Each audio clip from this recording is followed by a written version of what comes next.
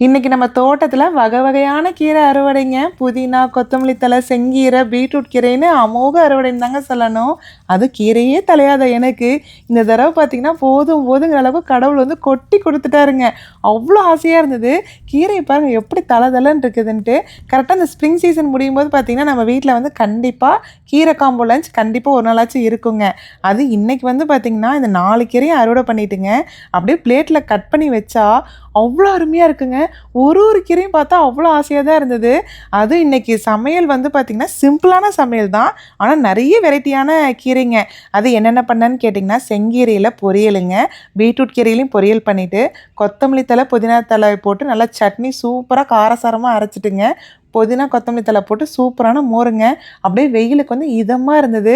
சுட சுட சாதத்தில சட்னி வச்சு சாப்பிடும்போது அவ்வளோ அருமையா இருந்ததுங்க. இதில உங்களுக்கு எந்த கீரை ரொம்ப பிடிக்கும்னு கண்டிப்பா சொல்லுங்க.